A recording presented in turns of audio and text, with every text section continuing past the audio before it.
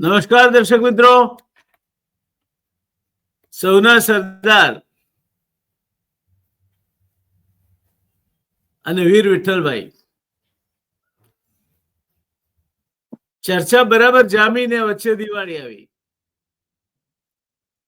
અને એક વખત ક્યાંક વચ્ચે ખોટકો આવે ને, કોઈ પણ વસ્તુ ચાલતી હોય ને, એટલે પછી ખોટકાય. અને અમે બંને મિત્રોએ આજે નક્કી કર્યું છે કે હવે અમે એને બિલકુલ પાટા પર જ રાખીશું, જેથી રસક્ષતિ ના થાય તમને.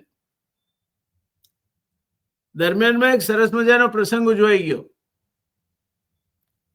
દિનશા પટેલ, જે ગુજરાતમાં સરદાર સ્મારકના ચેરમેન છે, એમણે બે સરસ મજાના પ્રકાશનો સરદાર સાહેબની જન્મ જયંતિના દિવસે આપણને ભેટ આપ્યા. એમાં એક કોફી ટેબલ બુક છે, એનું મારા મન વિશેષ મહત્વ છે, કારણ કે એમાં ફોટા છે. ટેક્સ ઘણી બધી છે, પણ સરદાર સાહેબના આટલા બધા ફોટા એક જ જગ્યાએથી નહીં મળે તમને. અને એટલે દિનશાના એ પ્રદાનને હું આવકારું છું ને બિરદાવું છું. મણિબેનની ડાયરી એ સરદાર સ્મારકમાં હતી. ભાઈ આર.એસ. પટેલે જેમત લઈને એને ગોઠવીને એનું પુસ્તકીકરણ કર્યું. મને લાગે છે આ એક બીજી મોટી સેવા થઈ છે, કારણ કે એક જ જગ્યાએથી મણિબેનના બધા લખાણોને સંકલિત કરીને મેળવવા હોય તો મળે તેવું હતું નહીં. આ બંને સરસ મજાની ઘટનાઓ 31મી ઓક્ટોબર 2025ના રોજ બની અને એમાં સામેલ થવાનો મને સહભાગ મળ્યો. હું આમે દિનશાનો પ્રશંસક છું, સરદાર સાહેબનો ભક્ત છું. સરદાર સાહેબનો પ્રશંસક છું એવું ના કહેવાય, એમાં આપણે બહુ નાના પડીએ. પણ દિનશાનો હું પ્રશંસક ખરો. Dinsha is my role model. Sanat Mehta, Dinsha અને મકરંદ દેસાઈ 3 મારા રોલ મોડેલ છે. એટલે દિનશા સરદાર સ્મારકનો વહીવટ એમણે સંભાળ્યો તે પહેલાનું સરદાર સ્મારક મેં જોયું છે. એની બંગાર બિસ્માર હાલત મેં જોઈ છે. અને એમણે પછી મનમોહનસિંહને વગ વાપરીને 17 કરોડ રૂપિયા સરદાર સ્મારક માટે મંજૂર કરાવ્યા. અને ત્યાર પછી જે ધીરે ધીરે ઓડિટોરિયમ બાંધવાથી માંડીને સરદાર સ્મારકનું જે વ્યવસ્થાપન શરૂ થયું તે મેં જોયું છે. હું માનું છું કે દિનશાએ ઘણા બધા પ્રદાન કર્યા છે. નડિયાદમાં ઘણી બધી સંસ્થાઓના દિનશા પ્રેરક અને સંવર્ધક છે. પણ મને કોઈ પૂછે કે દિનશાનું એમના જીવનકાળ દરમિયાનનું, અને ભગવાન એમને 100 વર્ષ ના કરે, સૌથી મોટું પ્રદાન કયું, તો હું કહીશ કે એમણે સરદાર સાહેબનું આ સ્મૃતિ મંદિર બાંધ્યું છે. હું આને મ્યુઝિયમ નથી કહેતો. સરદાર સાહેબનું સ્મૃતિ મંદિર બાંધ્યું અને સરદાર સાહેબના નામને કેન્દ્ર સ્થાને લાવ્યા, ગાંધીનગરથી નજીક ને પાટનગર, વ્યાપારી પાટનગર અમદાવાદમાં, અને એને ભવ્ય રીતે સજાવ્યું. એક આંતરરાષ્ટ્રીય મ્યુઝિયમને છાજે તે રીતની ફિલ્મ, એ રીતનું ઓડિયો વિઝ્યુઅલ, એ રીતનું સજાવટ, એ રીતના ફોટોગ્રાફ. ઘણું બધું થઈ શકે હજુ પણ દિનશાએ જે કર્યું એનું મૂલ્ય ઓછું નથી, કારણ કે એ પાયોનિયરિંગ જોબ છે. ત્યાં સુધી સરદાર સાહેબ જાણે કે અવગણાયેલા લાગતા હતા. આજે સરદાર સાહેબને આપણે મળવા જઈએ તો લાગે છે કે સરદાર સાહેબના ગજાનું કાંઈક સ્મારક અથવા તો એમનું આપણે જેમાંથી હંમેશા પ્રેરણા લેતા રહીએ તેવું કંઈક બન્યું છે. અભિનંદન આપીએ સરદાર સ્મારકના સૌ કોઈ સંચાલકોને ને ડોક્ટર દિનશા પટેલને આ માટે. એમના બંને સરસ પુસ્તકો છે. દર્શક મિત્રો, તમને રસ હોય તો એ સરદાર સ્મારકમાંથી એમના જે સચિવ છે ભાઈ શ્રી દેસાઈ, એમનો સંપર્ક સાધવાથી મળી શકશે. અને વસાવા જેવા પુસ્તકો છે, એમાં ખાસ ભલામણ છે, તમે વસાવજો. દોસ્તો, આજે આપણે વાત કરવી છે, શેક્સપિયરે કહેલું what is there in name. નામમાં શું છે? ગુજરાતીમાં એવું કે નામ છે એનો નાશ છે. એ આપણી ફિલોસોફી કે છે, આપણું તત્વજ્ઞાન એવું કે છે, તત્વદર્શન એવું કે છે, નામ છે એનો નાશ છે. શેક્સપિયર એવું કે છે what is there in name.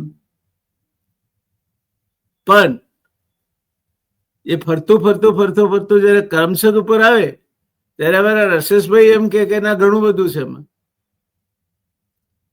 અને પહેલી વાર હું બહુ પ્રમાણિકતા પૂર્વક કહું છું, કરમસદ એટલે કરમ એટલે નસીબ અને સદ એટલે સત્ય. આ બે શબ્દ ભેગા થઈને કરમસદ બન્યું છે. મારી અક્કલમાં પડ્યું નહોતું. મેં રસેશભાઈને વાંચ્યા ત્યારે ખ્યાલ આવ્યો કે સત્ય કર્મ જ્યાં થાય છે તે જગ્યા. અને એને અનેક દાખલા આપ્યા છે, એમના જ મોઢે સાંભળ્યું છું આપણે, મારે એમની વાત ચોરી નથી લેવી. પણ કરમસદનું મહાત્મા મને સમજવા મળ્યું તો એ રસેશભાઈ પાસેથી સમજવા મળ્યું. અને પછી જેમ જેમ હું વાંચતો ગયો, કારણ કે મારો કરમસદ સાથેનો પરિચય તો ભાઈ કાકાના સંસ્મરણો પુસ્તકથી, અને ભાઈ કાકા ના સંસ્મરણોમાં વલ્લભ વિદ્યાનગર,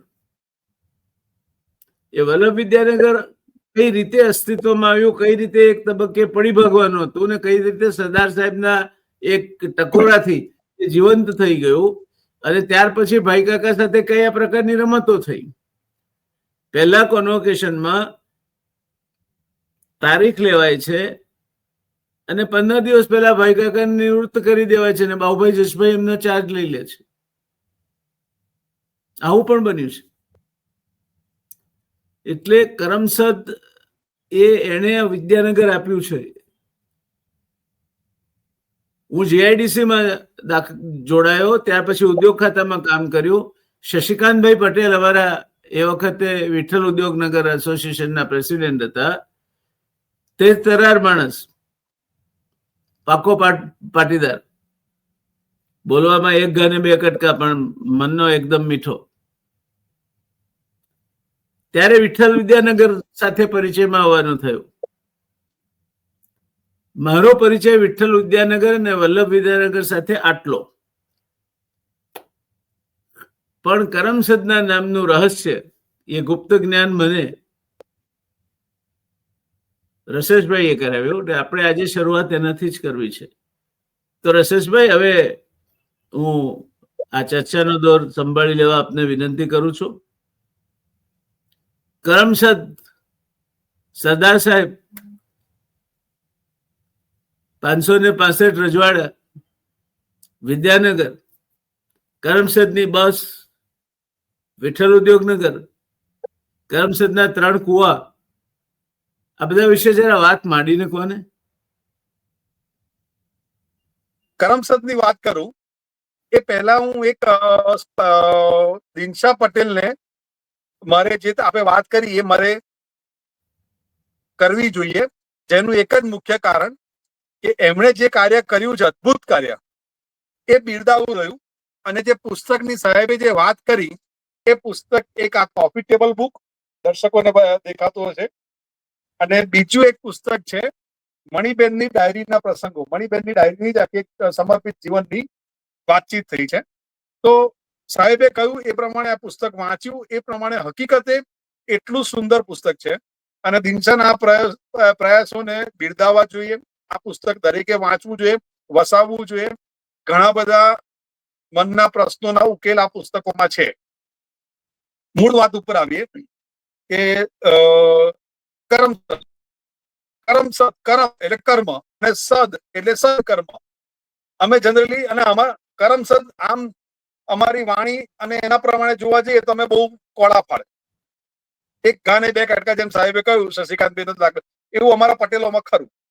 પણ મુખ્ય વાત એ છે કે જયારે સરદાર પટેલ વિશે હું વાંચતો હતો, બધું કરતો, ત્યારે મને વિચાર આવ્યો કે જયારે સરદાર પટેલ આઝાદીની લડાઈ લડતા હતા તો કરમસદ ગામ શું કરતું હતું? એ ખાલી પેપરોમાં ને એમાં વાંચતું હતું સરદારની કહાનીઓ. એટલે એ ક્યુરિયોસિટીથી મેં ચોપડીઓ ને પેપરો ને બધું શોધવાનું ચાલુ કર્યું. એ વખતે મને એક ચરોતર સર્વ સંગ્રહનો ગ્રંથ મળ્યો. એમાં કરમસદ વિશે નાની મોટી ડિટેલો મળી. જૂના જમાનાના જે હિસ્ટ્રી છે, ગ્રામ પંચાયત પહેલા કેવી રીતે બની, એ બધી વાતો હતી. એટલે જૂનું કરમસદનું એક કાલ્પનિક ચિત્ર મારા મગજમાં ઉપસ્યું કે ભાઈ આવું કરમસદ હતું. પણ લોકો શું કરતા હતા? સરદાર અચાનક જ રાતોરાત કરમસદ કેમ જન્મ્યા? એટલે કરમસદ એમનું વતન કેમ થયું? જન્મ તો નડિયાદમાં થયો કે, પણ એમનું વતન કરમસદ કેમ? હા, નડિયાદ એમનું કરમસદ મોસાળ હતું. હા, મોસાળ હતું. તમે સારું ક્લેરિફિકેશન કર્યું, કારણ કે ઘણા લોકો હજુ પણ એમ માને છે કે સરદાર પટેલનો જન્મ કરમસદમાં થયો હતો. ના, સરદાર પટેલ સાહેબનો જન્મ નડિયાદમાં એમના મોસાળમાં થયો હતો. અને સાહેબ આજના જમાનામાં પણ દીકરાઓના જન્મો મોટા ભાગે દીકરા દીકરીઓ કોઈ પણ ના મોસાળમાં થાય છે, એમાં કઈ નવાઈ જી. જેવું નથી. પણ ના. વતન કરમસદ છે, અને કરમસદ તરીકે જ સરદાર એમનું જીવન એમણે ગુજારેલું. એટલે એક સ્વાભાવિક રીતે પ્રશ્ન તો કરમસદ શું કરતું હતું, કરમસદના લોકો શું કરતા હતા? તો કરમસદમાં ઘણું બધું વિચાર્યું, જોયું, શોધ્યું, ત્યારે ખબર પડી કે કરમસદ જાતે ડેવલપ થયેલું ગામ હતું. એક કલ્પના કરો કે આઝાદી પછી જ્યારે લોકો પોતાનું ડેવલપમેન્ટ કરતા હોય, કે ભારત પોતાનું ઘડતર કરતું હોય, કારણ કે એ બધી પરિસ્થિતિઓ બહુ ખરાબ હતી. આપણે ગુલામીમાંથી તાજા નીકળ્યા હતા, ગરીબી નો એક એટલો મોટો અજગર આપણનો રાપડો બેઠેલો હતો કે જેથી કરીને આપણે એમાંથી કેવી રીતે બહાર નીકળવું એ સમજાતું નતું. પણ એવા સમયે સરદારની વિચારધારા તમે જુઓ કે ભાઈ કાકાને બોલાવીને એમ કહ્યું કે આપણે એક એવી નગરી કરવી છે કે જેમાં ભારતનું ઘડતર હોય. એટલે ભાઈ કાકા જે એન્જિનિયર મૂળ, એમણે ભીખાભાઈ સાહેબનો સંપર્ક કર્યો અને આજુબાજુની જમીનો શોધવાની ચાલુ કરીને બધું નક્કી કર્યું કે એક આદર્શ ગામ બનાવવું છે. ભીખાભાઈ સાહેબ કરમસદ આવ્યા અને કરમસદના વડીલોને કહ્યું કે આટલું સરસ કઈક કાર્ય થઈ રહ્યું છે, તમે લોકો કેમ પાછા પડો છો? એટલે ગામના વડીલો એમ કહ્યું કે અમને તો કશી ખબર જ નથી આ વાતની. તો કે આવી રીતે એક આદર્શ નગરી બનાવવાની, એટલે શૈક્ષણિક નગર બનાવવું છે. શિક્ષણ ધામ બનાવવું. હા, એટલે કે છે કે એના માટે જગ્યાઓ શોધાઈ રહી છે. એટલે ગામના વડીલોએ નકશો આપ્યો અને કહ્યું તમે જે જગ્યાએ નક્કી કરો એ જગ્યાઓ અમારે તમને બધી આપી દેવાની અને દાનમાં આપવાની. તમે વિચાર કરો, કલ્પના કરો કે ગરીબાઈમાં લોકો પોતાનું આર્થિક રોજગારની એની મહામારી પડતા હોય, એવા સમયે કરમસદ ગામ દાન આપવાની તજવીજ કરે છે, એ પ્રેરણા કરે છે. મને નવાઈ નથી લાગતી. આ પાટીદાર જ કરી શકે. એટલે કરમસદના ડીએનએ માં હતું, એ જમીનમાં એવું જ કંઈક હતું કે જેનાથી લોકોને વૃત્તિ આવી કે દાન આપી દો. હવે દાનમાં એક બે પ્રસંગો એવા થયા કે નક્કી થઈ કે વલ્લભ વિદ્યાનગર માટે જમીન લેવાની, કરમસદ દાન આપશે. પણ અમુક ખેડૂતો, પાટીદાર ખેડૂતો, અમુક વર્ગના ખેડૂતો કે જે લોકોનો રોજગાર એક પર્ટિક્યુલર ખેતર ઉપર જ નપતો હતો, હવે એને ઈચ્છા તો હતી કે આ યજ્ઞમાં મારી આહુતિ આપવી છે, પણ હું કેવી રીતે આપું? જો આપી દઈશ તો મારો રોજગાર ખોરવાઈ જશે, મારું કુટુંબ ને એનું આવકનો સ્ત્રોત ખોરવાઈ જશે. એટલે ગામના અમુક પૈસાદાર લોકો હતા, જસભાઈ ડોક્ટર જેવા ઘણા બધા લોકો હતા, એ લોકોને ખબર પડી કે આને આપવું છે પણ તકલીફ આ છે. એટલે ગામના જે પૈસાદાર વર્ગના લોકો હતા એ લોકોએ એની ભાગની જમીન લઈ લીધી વેચાતી, કે ભાઈ ચાલ તું જમીન આપ અને અમે વેચાતી લઈએ છીએ આ જગ્યા, અને તું એ પૈસામાંથી નવી જમીન લઈ લે અને તારો રોજગાર શરૂ કર.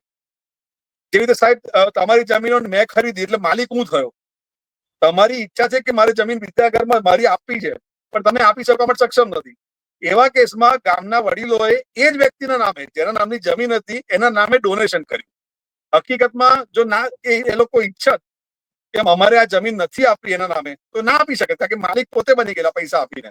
પણ તેમ છતાં એનો સન્માન અને એનું આદર, જે એની ભાવના હતી, એ પરિપૂર્ણ થાય અને એક આ યજ્ઞમાં એની આહુતિ દેખાય, એટલે જમીનો એ વ્યક્તિના નામે દાન કરી. આટલી મોટી કવાયત ચાલી અને જમીનો લેવાઈ કરમસદનું. એ વખતનો કરમસદનો વિસ્તાર 6.1 ચોરસ માઇલનો, આણંદ કરતા મોટું શહેર જ કહું. એનું કારણ એક જ છે કે રેવન્યુ વિસ્તાર બહુ મોટો હતો કરમસદનો, અને આજે પણ છે. પણ વલ્લભ વિદ્યાનગર નામની નગરી બની એટલે કરમસદનો રેવન્યુ વિસ્તાર ઓછો થયો આણંદ કરતા. પણ આજે પણ મૂળ જોવા જાવ જૂના દસ્તાવેજો, તો કરમસદનો વિસ્તાર આણંદ કરતા મોટો થાય. આ કરમસદમાં એવા લોકો જન્મ્યા, આઈજી પટેલ, સીસી પટેલ, જેમણે નર્મદા સ્ટ્રક્ચર એન્જિનિયર છે, આવા લોકો, જાનકીદાસજી મહારાજથી, એટલે ધર્મના ઉદ્યોગ ક્ષેત્રે બધી જ રીતે લોકો જન્મ થયા અને એ લોકોએ રાષ્ટ્ર ઘડતરમાં પોતાનું યોગદાન આપ્યું. એટલે કરમસદ, અને એ સિવાય કરમસદમાંથી જમીન ઉપર જે વલ્લભ વિદ્યાનગર બન્યું, એમાં લોકો ભણીને જે મોટા થયા એ લોકો પણ આજે વિશ્વવિખ્યાત છે, ખ્યાતનામ છે લોકો. એટલે આ જમીનમાં જે કોઈ પણ પોતાનું એ કરવા ગયું છે જીવન ગુજારવા, એને હંમેશા બહોળું મળ્યું છે એના પ્રમાણે. એટલે આ જમીનમાં એવું સત્વ છે એટલે અમે એને કરમસદ કહીએ છીએ. પણ અમે સદકર્મની નગરી એટલે કરમસદ અમે એ રીતે વ્યાખ્યાયિત એટલા માટે કરીએ છીએ કે આ જમીનોથી જ લોકો ઉપર આવ્યા છે. અને આઝાદી પછી આટલું મોટું દાન આપનારું કોઈ નગર, કોઈ વ્યક્તિ એવું કોઈ આજે વિશ્વમાં નથી કે કોઈ આવું નગર વસાયું હોય પોતાની જમીન ગરીબીમાંથી બહાર નીકળવા માટે, અને સામે એક રૂપિયો નથી દીધો, કોઈ કમિટમેન્ટ નથી.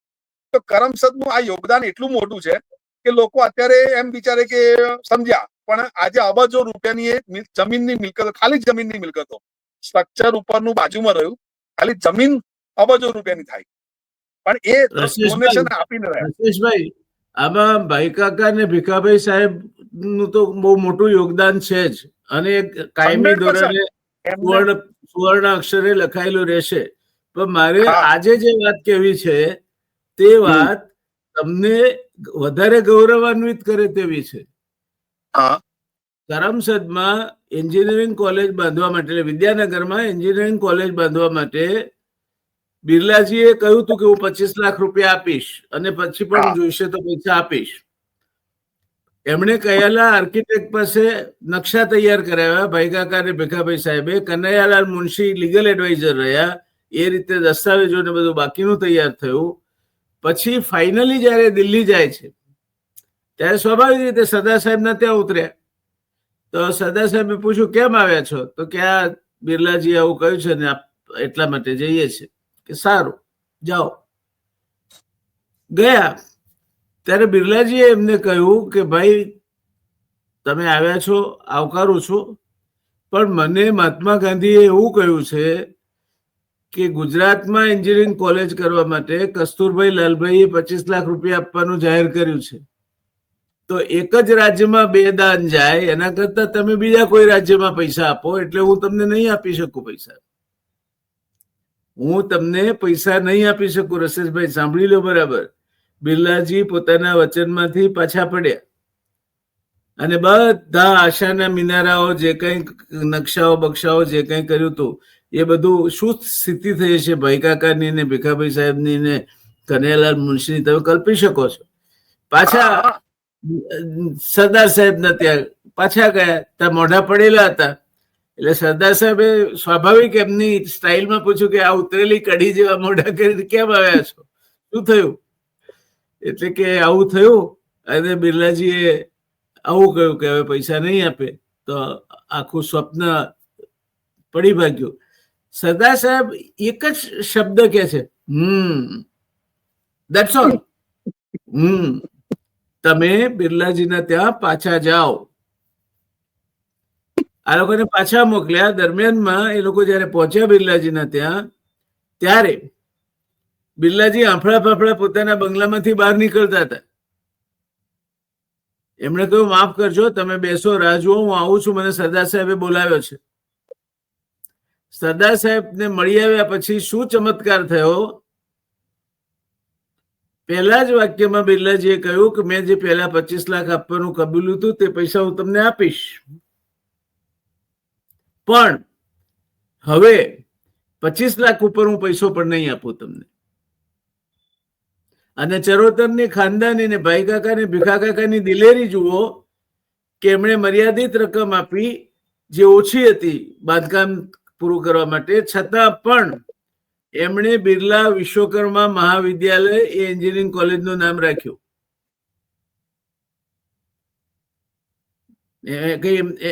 એ બંધાયેલા નહોતા, એમને પૂરેપૂરું દાન બિરલાજી આપ્યું નહોતું, છતાં પણ એ નામ એમણે, એ એક વાક્યતા કેટલી છે ચરોતરમાં એનો પુરાવો છે. એક બાજુ સરદાર સાહેબ, બીજી બાજુ ભાઈ કાકા ને ભીખાભાઈ, કે ભલે 25 લાખ તો 25 લાખ, પણ નામ તો એમનું જ રહેશે, એમનું જ આવશે. બરાબર છે, કમિટમેન્ટ. એટલે આ રીતે વલ્લભ વિદ્યાનગર ની રચનામાં પણ એક જોબો આવ્યો હતો, એક ખોટકો આવ્યો હતો. અને સરદાર સાહેબ ન હોત કદાચ, અથવા સરદાર સાહેબ નું એમને જો પુશ ન મળ્યો હોત, તો તો આ સ્વપ્ન ચૂરે ચૂરા થઈ જાય. થઈ ગયા. અને આજે બીબીએમ ની વેલ્યુ તમે જુઓ કે એની વિશ્વ ખ્યાતિ કેટલી મોટી છે. એલએનટી ના સીઈઓ થી માંડીને ડાયરેક્ટર બધા બીબીએમ માં ભણી ચૂકેલા છે. એટલે one of the leading education. હા, એટલે એ કેટલી વિશ્વવિખ્યાત બની છે એનું એલ્યુમિની લિસ્ટ જુઓ તો આપણને એમ થાય કે આટલી આટલી મોટી હસ્તીઓ આજે ભણી ચૂકી છે અહીંયાથી. જી. એટલે બીજું એક એમાં તમને કહું, સરદાર સાહેબ નું સ્વપ્ન હતું, પણ સરદાર સાહેબ ન હોત તો સરદાર સાહેબ નું સ્વપ્ન સિદ્ધ ન થઈ શક્યું હોત. ના થાત. એવું જ તમે વિચાર કરો કે સરદાર સાહેબની હયાતીમાં કરમસદમાં 1948માં એક કન્યા શાળા બની. કન્યા શાળાનું મકાન સરદાર સાહેબના 72 વર્ષ થયા ત્યારે ઉદઘાટન કરવાનું વલ્લભ વિદ્યાનગર અને એ સાકરબા કન્યા શાળા 1,35,000 એ જમાનામાં એક જ વ્યક્તિએ ડોનેટ કરેલા કે દીકરીઓ માટે આ સ્કૂલ બનતી હોય તો આ શાળા મારે કરવાની છે. અને 1,35,000 ખર્ચે એ શાળા બનેલી. એટલે વિચાર કરો, અને એનું ઉદઘાટન સરદાર સાહેબે કરેલું. પાછું સરદાર સાહેબ કરમસદમાં આવીને ઉદઘાટન કરે છે અને એમના શબ્દો સાંભળો કે તમારા ગામમાં તમે મને નોતર્યો અને આ ઉદઘાટન કરાવ્યું દીકરીઓના શાળાનું, એ માટે તમારો ખૂબ ખૂબ આભાર. તમારા ગામમાં શબ્દ પ્રયોગ એવો છે. એનું રીઝન એ કે સરદાર કહી ચૂકેલા કરમસદના પાટીદારોએ આ શાળાનું ઉદઘાટન કરવા માટે તમારા ગામમાં મને નોતર્યો, એ માટે હું આભારી છું. એટલે વિચાર કરો, એમને કહી દીધું ના ચાલતા વાળાથી હું 72 તોલાનો સોનાનો થાળ ભેટ આપ્યો. સોનાનો થાળ. ટાઈમ્સ ઓફ ઇન્ડિયામાં આર્ટિકલ હતો એ વખતે કે 72 તોલાનો સોનાનો થાળ સરદારને કરમસદ ગામના લોકોએ આપેલો. તો કરમસદનું એ વિચારસરણી એ વખતની જુદી હતી. એની ઉપર વાત કરું તો વિઠ્ઠલભાઈ સાહેબના નામે સરકારી હોસ્પિટલ બનાવી અને એ વખતે કરમસદના ડાયાભાઈ હાથીભાઈ પટેલ રંગુનવાળા એમણે પ્રસૂતિ ગૃહ બનાવ્યું હતું. એ જમાનામાં પ્રસૂતિઓની જે તકલીફો હતી તો પ્રસૂતિ ગૃહ માટે આખું એમણે એ ડેવલપ કરીને આપેલું અને એ વખતનું અત્યાધુનિક પ્રસૂતિ ગૃહ બનાવીને મૂકેલું. અને આજે પણ એ હયાત છે અને એમના જ પરિવારના લોકોએ હમણાં રિનોવેશન પણ કરાવ્યું 20 લાખના ખર્ચે. એટલે વિચાર કરો કે આજે પણ એ લોકો કરવા માટે તૈયાર છે ગામના લોકો. અને જેઠાભાઈ સાહેબને કેમ ભૂલાય? જેઠા આમ જનરલી લોકો મસ્તીમાં એમ કે માદી મિલોનો ડોક્ટર, જે બીમાર થાય નબળી પડે એટલે જેઠા કાકા એને ખરીદે, પણ એ ખરીદીને એને ફરી ચાલતી કરે. એ જાદુ જેઠા કાકા જોડે જ હતો. એ તો હું કહી શકું કે જેઠાભાઈ સાહેબ આ વસ્તુ કરતા હતા, ગુજરાત મશીનરીના માલિક. એટલે આ જમીનનું એક સત્વ એવું છે કે ક્યાંક ને ક્યાંક એના રૂટમાંથી ક્યાંક એવી એનર્જી મળે છે કે લોકો કાર્ય કરતા રહે છે અને એક સામાજિક પ્રવૃત્તિઓમાં જોડાયેલા હોય છે, એવું મારું પોતાનું તો માનવું છે. જી. એટલે સરદાર સાહેબનું વતન ખરું, વિઠ્ઠલભાઈ સાહેબનું વતન ખરું. કરમ એટલે કર્મ અને સત એટલે સત્ય. સત્ય કર્મ કરવા વાળું ગામ ખરું. અને એણે જે સર્જન કર્યું એ એવા વિદ્યાધામનું કર્યું કે જે આજે બેજોડ ગણાય છે. ગુજરાતમાં જે ઉત્તમ વિદ્યાધામો ગણાય એમાંનું એક એ વિદ્યાનગર ગણાય છે. અને વિદ્યાનગરની રચના વખતે દર્શક મિત્રો ભીખાભાઈ સાહેબ અને ભૈલાલભાઈએ પણ તગારા ઉચક્યા છે. પ્રોફેસરો પણ તગારા ઉચકતા હતા. બાંધકામ વખતે વિદ્યાર્થીઓ બારીના ફ્રેમ ને ચોકઠા એ વર્કશોપમાં જાતે ઘડતા હતા. આ રીતે આખું વિદ્યાનગર નું સર્જન થયું છે. અને એ વિદ્યાનગરનું સર્જન એ સરદાર સાહેબનું સ્વપ્ન હતું અને ભાઈ કાકા અને ભીખાભાઈ સાહેબે એને સાકાર કર્યું. એ આજે એક ઉત્તમ પ્રકારની શિક્ષણ નગરી તરીકે ગુજરાતમાં વિકસ્યું છે. ભીખાભાઈ સાહેબ મૂળે શિક્ષક, અને એમાં શિક્ષકો કેવા આવ્યા? ચંદ્રકોટ સાહેબ ને બધા જે આપનો એક પ્રસંગ હતો પેલો મોરારજી દેસાઈ વાળો, જુનાગઢ સાહેબનો, મોરારજી દેસાઈ સાથેનો. એ વખતે પણ શિક્ષકો કેટલા ખુમારી વાળા હતા કે કોઈને પણ રોકડું પરખાવી શકતા હતા. જુનાગઢ સાહેબનો જે પ્રસંગ છે આપણે ભૂતકાળમાં વિડીયોમાં જણાવ્યો છે. તો કહેવાનો હશે કે એ આ જમીનો એવી છે કે જે તમને સતત તમને જાગૃત રાખે છે, એવું કહી શકાય. તો આ જે બે ભાઈઓ છે એમના સ્વભાવ ભેદ વિશે આપ કઈ કહેશો? સરદાર અને વિઠ્ઠલભાઈ સાહેબ બે જુદી જુદી નોખા સ્વભાવના માણસો હતા. વિઠ્ઠલભાઈ વિશે બહુ ઓછા લોકો જાણે છે કે પહેલી કોન્સ્ટિટ્યુઅન્ટ એસેમ્બલીના બ્રિટિશરોના ટાઈમમાં first Indian to be the speaker of the constituent assembly was Vithalbhai Patel. અને આજે ગુજરાત વિધાનસભાનું નામ વિઠ્ઠલભાઈ પટેલ ભવન આપવામાં આવ્યું છે એના કારણે આપવામાં આવ્યું છે. પણ એમાં બેસીને જે લોકો આજે ગુજરાતનું પ્રતિનિધિત્વ કરે છે એમાંના કેટલાને આ ઇતિહાસ ખબર છે કે વિઠ્ઠલભાઈ સાહેબ પહેલા કોન્સ્ટિટ્યુઅન્ટ એસેમ્બલીના પહેલા ભારતીય હતા અને એમણે બ્રિટિશરોના કાયદાનો જ ઉપયોગ બ્રિટિશરો સામે કર્યો એમને સીધા કરવા માટે. એટલે વિઠ્ઠલભાઈ એ ચળવળોના માણસ નહોતા. Vithalbhai was sheer brilliance in law. દાખલા તરીકે બંને વખતે ગેટવે ઓફ ઇન્ડિયાના ઉદઘાટનમાં ગેરહાજર રહેવું અને વાઇસરોયના ડિનરમાં દારૂ નહીં પીરસવો પોતે હોવા છતાં એ કિંમત માંગી લેતું કામ છે. એ વિઠ્ઠલભાઈ જ કરી શકે. પણ આ બધી બાબતો અંગે વિઠ્ઠલભાઈ બાબતમાં બહુ જ ઓછી માહિતી પ્રવર્તે છે.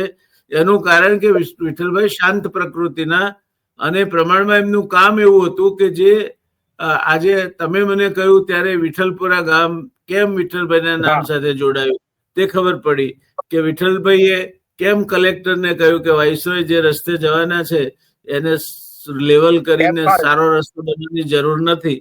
એમને દિલ્હીમાં જોયા છે રસ્તા. અહીં પૂરગ્રસ્ત વિસ્તારમાં રસ્તા કેવા હોય એ એમને જરા જોવા દો. એમની રોલ્સ રોયસ એ રસ્તા પર ચાલે તો ખબર પડે. આ વિઠ્ઠલભાઈ હતા. અને વિઠ્ઠલપુરાને બેઠું કરનાર પણ આ જ વિઠ્ઠલભાઈ હતા. એટલે વિઠ્ઠલભાઈ વિશે પ્રમાણમાં આપણે ઓછું જાણીએ છીએ. બંને ભાઈઓમાં છે ને આમ સંપ હતો,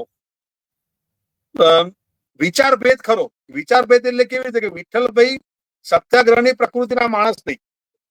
એ એજિટેશનમાં ના માને પણ એ કાયદાને હથિયાર બનાવીને સામેવાળાને કેવી રીતે તોડવો એ વિઠ્ઠલભાઈની બહુ જ બખૂબી આવડત.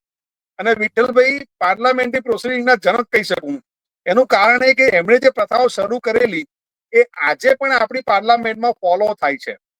એટલે પાર્લામેન્ટરી પ્રોસિડિંગના એ જનક કહી શકાય અને કહેવા જોઈએ. એમનું સાચું બિરુદ જો કહીએ તો એ ફાધર ઓફ પાર્લામેન્ટરી પ્રોસિડિંગ કહી શકાય આપણાથી. અને એનાથી ઉપર વાત કરીએ તો વિઠ્ઠલભાઈ વાઇસરોયને પણ એવું કહી શકતા હતા કે તમારો હોદ્દો મારી સ્પીકરની પોઝિશન પછી આવે છે, તમે આવો ત્યારે મારે ઊભી થવાની જરૂર નથી. હા, મારી પાછળની થઈને આવવું પડશે. તમે આવશો તો રાજાની જેમ હું તમારું સ્વાગત નહીં કરું. આ વિઠ્ઠલભાઈ જેમ સરદાર પટેલ પણ કહેતા હતા, કુમારીથી કહેતા હતા.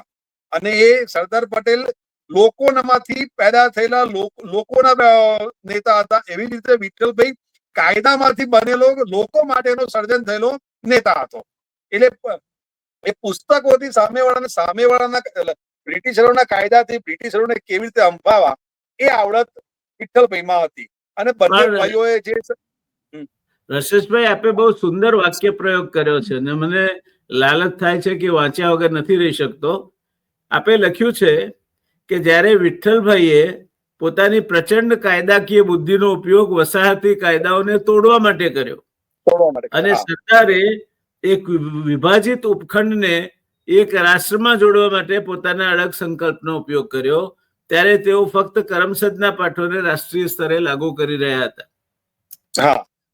ઊંડી સમજ, દ્રઢ નિર્ણય શક્તિ, સંપ અને જે કામ હાથમાં લે તે પ્રત્યે નિર્ભેળ પ્રમાણિકતા એ કદાચ કરમસદના ખારા કુવામાં કે મોટા કુવાના પાણીના કોઈ પ્રતાપ એમનામાં આવ્યું હશે, પણ એ અદભુત હતું. હવે તો ખેર કુવાઓના પાણી જ નથી રહ્યા. ના, હવે તો વાત ભૂતકાળ થઈ ગઈ છે. પણ રશેશભાઈ, કરમસદે પહેલી એક બીજી પણ પહેલ કરી હતી કે બધું જ સરકાર કરે. અત્યારે શું છે કે કંઈ પણ સવલત જોઈતી હોય તો સરકાર કરે. લોકો સરકાર સામે નિમાણું મોઢું કરીને બેસી જાય છે. સરકાર કરે અને સરકાર બધું જ કરે અને અમારું કામ માત્ર દેશની વસ્તીમાં વધારો કરવા છે, બીજું કંઈ જ નથી. એવું અત્યારે જે વલણ છે એની સરખામણીમાં કરમસદે પોતાની ટ્રાન્સપોર્ટ સેવા માટે પોતાની બસ શરૂ કરી હતી. બસ વિદ્યાનગરના વિદ્યાર્થીઓને પણ લઈ જવા વિદ્યાર્થીઓ લાવવા માટે પોતાની બસ શરૂ કરી હતી. તો એ શું હકીકત છે? એમાં થયું છે વલ્લભ વિદ્યાનગર તો બન્યું એ વખતે આખો જે કરમસદ થી વિદ્યાનગરનો જે રસ્તો ખરો ને જમીન જ હતી, ખુલ્લું મેદાન જેવું હતું. એ વખતે આટલું ડેવલપ થયેલું કરમસદ નહોતું. જે આજે કરમસદ થી આણંદ જાવ તો તમને એક જગ્યા ખાલી ના મળે એવો કોઈ જગ્યા એવું હતું નહીં. એ વખતે ખુલ્લું એકદમ આમ વિરાન જગ્યાઓ હતી અને એ અત્યારે ડેવલપ થઈ રહી છે. એટલે એમાં કોઈ બાળક કે બાળકીને જવું હોય તો બહુ અઘરું પડે એવું હતું.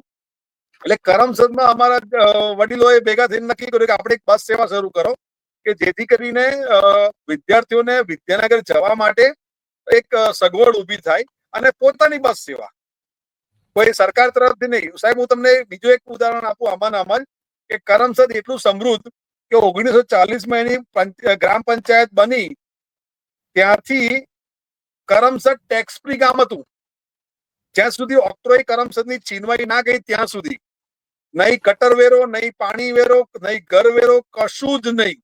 નહીં દીવાબત્તી વેરો, કોઈ પણ પ્રકારના વેરા કરમસદે ચૂકવ્યા નથી. છતાંય કરમસદ ડેવલપ થઈને અડીખમ ઊભું છે આજે. અને આજે ઢગલાબંધ ટેક્સો છે. પણ કહેવાનું આ છે કે કરમસદ જાતે ડેવલપ થયેલું ગામ હતું અને પોતાની રીતે પોતાની સગવડો કરીને ગોઠવતું હતું, પોતાનું ઘડતર કરતું હતું. અને સાથે સાથે સામાજિક પ્રવૃત્તિઓમાં પણ એટલું જ અગ્રેસર.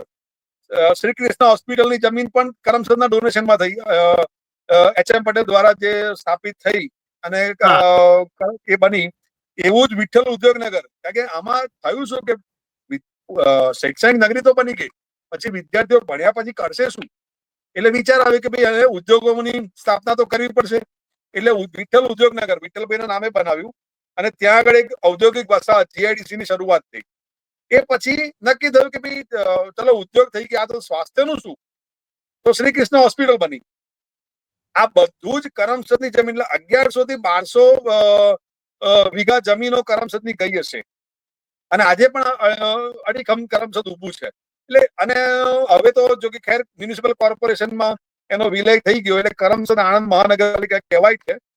પણ કહેવાનો આ છે કે કરમસદનું જે યોગદાન છે કદાચ વિશ્વમાં કોઈ ગામે પોતાની આઝાદી પછી કે આવી રીતે ગુલામીમાંથી બહાર નાનકડું ગામ જે આટલું બધું યોગદાન આપે એ અદ્ભુત છે. અને તમારે ત્યાં ગ્રામ પંચાયતની સ્થાપના થઈ તે 25 ડિસેમ્બર 1940 ના રોજ થઈ. એ પહેલા પણ એક ખાનગી એન્ટરપ્રાઇઝ તરીકે એક ભાઈ કુવામાં મશીન મૂકીને પાણી કાઢવાનું કામ કરતા હતા, જે પછી પમ્પિંગ કરતા હતા, એ પછી ગ્રામ પંચાયત સાથે જોડાઈ ગયું. પણ મને જે વાત ગમી એ છે કે 1954માં વિદ્યાર્થી પુસ્તકાલય તમારા ત્યાં, જેમાં 7000 જેટલા પુસ્તકો, 7000 જેટલા પુસ્તકો હતા. અને એક એવું કહેવાય છે કે કોઈ ગામની સંસ્કૃતિને તમારે નાણવી હોય, એને ઓળખવી હોય તો એ ગામમાં પુસ્તકાલય કેવું છે અને શિક્ષણ સંસ્થાઓ કેવી છે તે તમારે જોવું જોઈએ. તો આ મકાન આજે પણ અડીખમ ઊભું છે અને એટલું સરસ રીતે બાંધેલું છે કે પુસ્તકાલય તમે જુઓ તો એમ જ લાગે કે જાણે કોકના ઘરમાં તમે બેઠા છો. તમને પુસ્તકાલય જેવો આભાસ આવે જ નહીં અને વાંચવાનું ગમે. ચારે બાજુથી હવા ઉજાસ, તમને પુસ્તકો વ્યવસ્થિત રીતે ગોઠવાયેલા, બધું જ છે.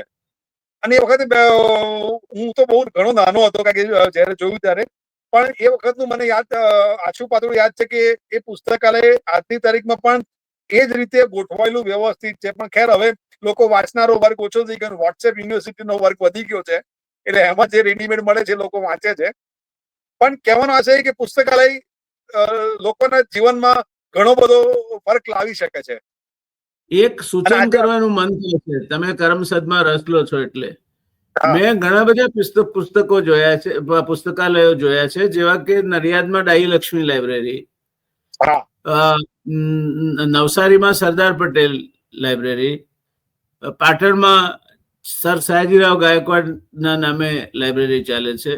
ત્યાં દર મહિને કોઈ એક પુસ્તક ઉપર કોઈ વક્તાને બોલાવી અને વાર્તાલાપ કરવામાં આવે છે અને શહેરના પ્રબુદ્ધ નાગરિકો એમાં હાજર રહે છે, પ્રશ્નો પણ પૂછે છે. પૂછે હું આ ત્રણેય જગ્યાએ મારું આ રવિવારે પાટણમાં વક્તવ્ય છે, જેમાં હું હિન્દ સ્વરાજ વિશે બોલવાનો છું. દાઈ લક્ષ્મીમાં મેં સોક્રેટિસ વિશે આપેલો લેક્ચર, અને નડિયાદ નવસારીમાં પણ હું લાઇબ્રેરીમાં ભાષણ આપી ચૂક્યો છું. એટલે આવું કંઈક જો શરૂ થાય, એની સાર સંભાળ લેવાની સાથે સાથે, તો મને લાગે છે લોકોમાં પુસ્તકો અંગેનો રસ પુનઃ જાગૃત કરી શકાય. કારણ કે બધું જ વોટ્સએપ નહીં આપી શકે, વોટ્સએપ બધું નહીં આપી શકે. એટલે વોટ્સએપ, આપ જે કહો છો બરાબર છે. અત્યારે એક બીજા પ્રોજેક્ટ પર કામ કરી રહ્યો છું કે કરમસદની એક સ્કૂલ વડોદરામાં બની છે, વિઠ્ઠલ વિદ્યાલય, ગેંડા સર્કલ પાસે છે. ત્યાં આગળ અમે એક આખું હવે લાઇબ્રેરી બનાવવાનું પ્લાનિંગ કરી રહ્યા છે, જેમાં 100% રિસર્ચ બેઝ લાઇબ્રેરી, કે જેનાથી પીએચડી સ્ટુડન્ટ્સ પણ આવી શકે અને ઓથેન્ટિક ડોક્યુમેન્ટેશન પ્રમાણે એ લોકો પોતાનું રિસર્ચ કરી શકે હિસ્ટ્રીનું. અને એવી જ રીતે એક આખી તૈયાર કરવા માંગીએ છીએ. એટલે અમે એક નાના પ્રયોગ શરૂ કર્યા છે ધીમે ધીમે. બહુ સારો વિચાર છે, બહુ સારો વિચાર છે. પુષ્કળ મહેનત માંગી લેશે, રિસોર્સિસ પણ માંગી લેશે, પણ વિચાર બહુ સારો છે. એટલે એ રીતે અમે નાના પ્રયોગો શરૂ કર્યા છે, પણ કેટલું સફળ થવા એ જોઈએ છે. પણ અત્યારે એક વખત શરૂ તો કર્યું છે. એટલે અમે ઘણા બધાને કહીએ છીએ કે તમારી પાસે પુસ્તક હોય તમને આપી જાઓ, જૂના હોય તો જૂના, અમે અમારી રીતે એને સાર સંભાળ લઈ લઈશું. તમે પસ્તીમાં આપો એના કરતા તમે અમને આપો. અમે એ રીતે એક, અને સારા સારા ઓથેન્ટિક પુસ્તકો જે પસ્તીમાં જતા રહે છે, ઘણા બધા પુસ્તકો મેં એવા જોયા કે લોકો પસ્તીમાં આપી દે છે, પણ એની વેલ્યુ એડિશન હકીકતમાં જે પુસ્તક જાણતો હોય, વિશે જાણતો હોય, એને જ ખબર હોય. અને મોટા ભાગના અપ્રાપ્ય હોય છે. હા, અપ્રાપ્ય હોય છે. એટલે એવા પુસ્તકો પણ અમે કલેક્ટ કરવાનું નક્કી કર્યું છે. એટલે ધીમે ધીમે અમે પેપર એડ ને બધું પ્લાનિંગ કરીએ છીએ કે આ સ્કૂલને તમે બીજું તો કઈ ના આપો તો પુસ્તક ડોનેટ કરો. એના પરથી પણ અમે એક શરૂ કરવાનો વિચાર છે. એટલે એવું કંઈક કરી રહ્યા છે કે જેથી કરીને ઓથેન્ટિક એક લાઇબ્રેરી બને. બરાબર છે. હવે આપણે આ ચર્ચાના અંત તરફ જતા મારે તમને પૂછવું છે કે કરમસદ એટલે શું? કરમસદ પાસેથી અવિસ્મરણીય બોધપાઠ લેવો હોય, કરમસદને સ્મૃતિમાં સંગ્રહી રાખવું હોય, નવરાશની પળોમાં એ ખાનું ખોલીને કરમસદને માણવું હોય, તો કરમસદ એટલે શું? કરમસદ એટલે એક રીતે જોવા જવું ને તો સાચાને સાચો ઠેરવતું અને સામાજિક પ્રવૃત્તિ કેવી રીતે કરવી, સમાજના ઘડતર સાથે રાષ્ટ્ર ઘડતર કેવી રીતે કરવું, એ જો જાણવું હોય અને સમજવું હોય તો કરમસદ જેવું ઉત્તમ ઉદાહરણ, કરમસદ વિશે જાણો તો એના જેવું ઉત્તમ ઉદાહરણ બીજું કોઈ નહીં. અને કરમસદ એવું નથી કે એક જ ક્ષેત્રે આગળ વધ્યું, દરેક ક્ષેત્રે આગળ વધ્યું. એટલે કરમસદે પોતાનું પણ ઘડતર કર્યું, સમાજનું પણ ઘડતર કર્યું અને રાષ્ટ્રનું પણ ઘડતર કર્યું, પણ સાથે કોઈ પણ દાનનો દાવો કર્યો નથી. એટલે દાન આપ્યા પછી એવું નથી કે અમને આ વસ્તુ જોઈએ છે તો જ અમે આ વસ્તુ આપી શકીશું. દાનની સામે દાવો નથી કર્યો. આ એક ઉત્તમ ઉદાહરણ. એટલે એ કરમસદે જો કોઈ સારામાં સારું કામ કર્યું હોય તો એણે સરદાર સાહેબ ઉપર કે વિઠ્ઠલભાઈ સાહેબ ઉપર પોતાનો અધિકારવાદ સ્થાપિત નથી કર્યો. ઘણી જગ્યાએ જે મહાનુભાવો વિશ્વ કક્ષાના હોય એમને અમુક સમાજ પ્રત્યે જકડી રાખીને એમને નાના કરી દેવામાં આવે છે. કરમસદને મારે અભિનંદન આપવા છે કે કરમસદે સરદાર સાહેબ અમારા હતા અને બીજા કોઈના નહીં એવું ક્યારેય પ્રસ્થાપિત કરવાનો પ્રયત્ન નથી કર્યો. સરદાર સાહેબ માટે ગૌરવ ચોક્કસ અનુભવ્યું છે, પણ એ ગૌરવને વહેંચ્યું છે. જો કરમસદ પાસેથી સૌથી મોટી શીખ લેવાની હોય તો એ આ છે. વાત સાચી છે. સરદાર સાહેબે તો એક કરતા વધારે વખત કહ્યું છે કે હું ગાંધીજીને સમર્પિત થયો ત્યાર પછી હું કોઈ કોમ, નાત, જાત કે પ્રદેશનો રહ્યો નથી. બરાબર છે. સરદાર સાહેબ સૌના છે. મારા મત પ્રમાણે તો સરદાર સાહેબ માત્ર ભારતના નહીં, વિશ્વ માનવ છે. કારણ કે ભારત જેવો દેશ, દુનિયાની 6 ભાગની વસ્તી ધરાવતો દેશ, એમણે આજે એક કરીને આપ્યો 565 રજવાડાને ભેગા કરવા. આપણે 565 માણસોને ભેગા નથી કરી શકતા ને રાખી શકતા, ત્યારે 565 રજવાડાઓને ભેગા કરવા અને એનો એક દેશ બનાવવો એ નાનું સૂનું કામ નથી. અને તે પણ લથડતી જતી તબિયતે. હું એ જ બોલાવું, અઢી વર્ષમાં એમના છેલ્લા અંતિમ વર્ષો કે જ્યારે માણસ આરામ માંગતો હોય એવા સમયે એને આ કામ કરી બતાવ્યું. જી, એ વ્યક્તિનું વિલ પાવર કેટલો સ્ટ્રોંગ હશે કે મારે મારા દેશ માટે આટલું તો કરી દેવું છે, બાકીનું પછી જોયું જશે. પણ તૂટતો દેશ જે અટકાયો 2.5 વર્ષમાં, અને એમનું સ્વાસ્થ્ય સારું નહીં. છેલ્લા 2.5 વર્ષમાં તો કેવી પરિસ્થિતિ હતી તો કદાચ હું તો જન્મ્યો નતો એટલે મને ખ્યાલ નથી, પણ બહુ જ જે વાંચું છું એના પ્રમાણે તો એટલું જ ખ્યાલ આવી જાય. આપણને અરેરાટી થઈ જાય એટલી હદ સુધી પીડાતા હતા સરદાર સાહેબ.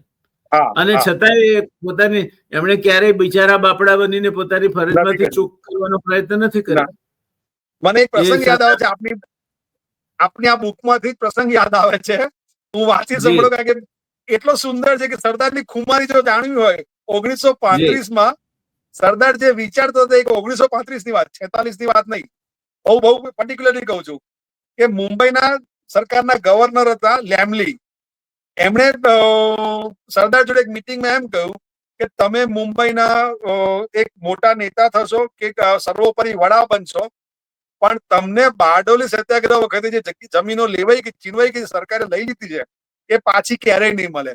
એટલે સરદારે 1935માં જે જવાબ આપ્યો વાંચવા જેવો છે કે એમણે એવું કહ્યું કે લખી લો, હું ક્યારેય સર્વોપરી નહીં બનું, હું ક્યારેય સર્વોપરી નહીં બનું, અને એ પણ લખી લો કે આ જમીનો તો ગણોત્યાઓને પાછી મળશે. એટલે એ માણસ તો વિલ પાવર કેટલો સ્ટ્રોંગ હતો કે તમારે જે કરવું એ કરો, હું આ જમીનો પાછી તો લેવાનો. 1935 વાંચી શકતા હતા. હા, હું નથી બનવાનું નક્કી છે, મારા તરફથી હું નક્કી કરીને બેઠો છું, પણ આ જગ્યાઓ તો પાછી લઈશ. એટલે આ ઓલિયો કહો કે ઓલિયો, ફકીર કહો તો ફકીર, સંત કહો તો સંત. આવા વ્યક્તિત્વ જવેલ્લે જ આ પૃથ્વી પરથી પસાર થતા હોય છે. અને સરદાર પટેલ એવું એક વ્યક્તિત્વ હતું, વિઠ્ઠલભાઈ પટેલ એવું એક વ્યક્તિત્વ હતા કે જે જવલ્લે જ આ પૃથ્વી પરથી પસાર થાય છે. અને એટલે તમે જે મને વિગતો મોકલાવી છે એનો છેલ્લો પેરા કોટ કરી અને આ ચર્ચાનું સમાપન કરવા માંગુ છું. આપે લખ્યું છે કે સરદાર પટેલ અને વિઠ્ઠલભાઈ પટેલનો વારસો માત્ર એકીકૃત ભારતના નકશામાં કે સંસદીય ઇતિહાસના પાનાઓમાં જ નથી. એમનો સાચો જીવંત વારસો કરમસદની ભાવનામાં છે. એક એવું ગામ જેણે સાબિત કર્યું કે જ્યારે કોઈ સમુદાય સત્કર્મ કરવાનો નિર્ણય લે છે ત્યારે તે શાબ્દિક રીતે એક રાષ્ટ્રનું નિર્માણ કરી શકે છે. તે એક કાલાતીત સ્મૃતિપત્ર છે કે નાનામાં નાના સ્થાનોમાંથી પણ ભવ્યમાં ભવ્ય ભવિષ્યનો ઉદય થઈ શકે છે. અને રાષ્ટ્રનું હૃદય ઘણીવાર તેના ગામડાઓમાં જ સૌથી મજબૂત રીતે ધબકતું હોય છે. કેટલી સાચી વાત છે. આજે પણ ભારતમાં જે કામ ગામડા કરે છે, ભલે કૃષિનો ફાળો 16% છે જીડીપીમાં, પણ દેશમાં અડધો અડધ સીધી કે આડકતરી રોજગારી ખેતી આપે છે. દેશમાં જે ઉત્પાદન થાય છે એનું અડધો અડધ કરતા વધારે ગામડાના બજારોમાં વેચાય છે. દેશમાં ઉત્પાદિત થતી 55% મોટરસાયકલ ગામડા બજારના બજારમાં વેચાય છે. 52% કપડું ગામડાના બજારમાં વેચાય છે. નાનામાં નાના ગામમાં જાઓ તો ત્યાં તમને પાર્લેનું બિસ્કિટ કે બિસ્લેરીનું બોટલ મળે છે. એટલે એક મોટું બજાર ખેડૂત પૂરું પાડે. એટલે ખેડૂત આ દેશની 3 રીતે સેવા કરી રહ્યો છે. પહેલું, અન્ન સ્વાવલંબન, આપણે ભીખ નથી માંગવી પડતી. એટલું અનાજ 5 કરોડ ટન અનાજ પેદા કરતા હતા, એના બદલે 45 કરોડ ટન અનાજ પેદા કરીએ છીએ. બીજું, ગામડું એ અડધો અડધ, આજે બેરોજગારી આ દેશનો મોટામાં મોટો પ્રશ્ન છે. અને ધન્યવાદ આપવો જોઈએ આપણા ખેડૂતને અને ખેતીને કે એના થકી સીધી કે આડકતરી 50% રોજગારીની તકો ખેતીમાંથી નિર્માણ થાય છે. અને ત્રીજું, બજાર, જેના ઉપર ભલભલી મલ્ટીનેશનલ પણ આ ભારતમાં આવવા માંગે છે, તે બજાર ગ્રામ્ય ખરીદ શક્તિ ખેતી ઉપર આધારિત રાખે છે. જ્યારે બંગાળમાં વરસાદ સારો થાય ત્યારે કલકત્તામાં પૂજાની ગરાકી સાડીઓની વધારે સારી નીકળે છે. કેરાલામાં વરસાદ થાય સારો ત્યારે ઓનમની ગરાકી સુરતમાં સારી નીકળે છે. અને બિહારમાં ચોમાસું સારું હોય ત્યારે છઠની ગરાકી સારી નીકળે છે. ખેતી એ આ દેશનો આત્મા છે અને ખેડૂત એ આ દેશનો સાચા અર્થમાં તાત છે. આપણે કમનસીબે આ વસ્તુ સમજતા નથી. અને ખેતીની જમીનોનું ટુકડાકરણ થતું ચાલ્યું છે, ખેતી બિનપોષણક્ષમ થતી ચાલી છે. અને મારી મોટામાં મોટી ચિંતા એ છે કે જે દિવસે ખેડૂત ખેતીથી વિમુખ થતો ચાલશે અને જે દિવસે ખેડૂતને આપણે ખેતીની આવક પર જીવતો નહીં રાખી શકીએ, તે દિવસ આ દેશની આઝાદીના ઇતિહાસમાં છેલ્લો દિવસ હશે. એનું મુખ્ય કારણ જો ગામડાઓનું શહેરીકરણ થયું તો આ દિવસ આવતા વાર નહીં લાગે. અને સરદાર દેશનું ઘડતર ગામડાઓ થકી જ કરવા માંગતા હતા, શહેરો થકી કરવા નતા માંગતા. એ સિવાય બીજો કોઈ રસ્તો જ નથી. બીજો કોઈ રસ્તો નથી. There is no other solution. તો આપણે આજે એવી સકારાત્મક નોંધ પર આ વાર્તાને વિરામ તરફ લઈ જઈશું કે આવનાર સમયની સરકારો ને આવનાર સમયની પ્રજા ખેડૂત કિસાનની અગત્યતા સમજશે. એર કન્ડિશન ચેમ્બરમાં બેસીને એનાલિસિસ કરતા ઇકોનોમિસ્ટ ખેતી માત્ર 16% જીડીપી પેદા કરે છે કહીને ખેતીને નીચી બતાવવાનો પ્રયત્ન નહીં કરે. એમને એ ખબર પડવી જોઈશે કે અડધો અરથ સીધી ને આડકતરી રોજગારી ખેતી આપે છે અને આપણે બેરોજગારી મોટો પ્રશ્ન છે આપણો. એ જ રીતે બજાર પણ મોટામાં મોટું આ દેશમાં જો કોઈ પૂરું પાડતું હોય તો ખેડૂત પૂરો પાડે છે. ત્યારે મને જો કોઈ પૂછે તો જય જવાન એટલે આ દેશની સરહદોનું રક્ષણ કરીને આપણને રાત્રે નિરાતે સૂઈ શકીએ, આપણે આઝાદ રહી શકીએ, એ જય જવાન. ત્યાર પછી જય કિસાન કે જે આપણા પેટનો ખાડો પૂરે છે, રોજગારી આપે છે, બજાર આપે છે. અને પછી જય વિજ્ઞાન કે જે આપણને પરમ કમ્પ્યુટરથી માંડીને રોકેટ સાયન્સ અને અણુવિદ્યા સુધીની ક્ષમતાઓ આપે છે. એટલે જય જવાન, જય કિસાન, જય વિજ્ઞાન, આ ત્રણનો સમન્વય થશે અને રાજનીતિ એનાથી દૂર જશે. ત્યારે મને લાગે છે કે આ દેશમાં સોનાનો સૂરજ ઉગશે. આ દેશને કોઈ પછી પાછો પાડી શકે તેમ નથી. આપણે આજે આશા કરીએ કે સરદાર પટેલ સાહેબના પુણ્ય હજુ પરવાર્યા નથી. એમના આશીર્વાદ જેમણે જે દેશ આપણને આપ્યો છે એના પર હજુ પણ વરસી રહ્યા છે. બંને ભાઈઓના આપણે એમને યાદ કરીએ, વંદન કરીએ અને આશા રાખીએ કે આ દેશ પ્રગતિ કરે, એક રહે, આગળ વધે. ધન્યવાદ રશેશભાઈ, આપ જોડાયા તે માટે.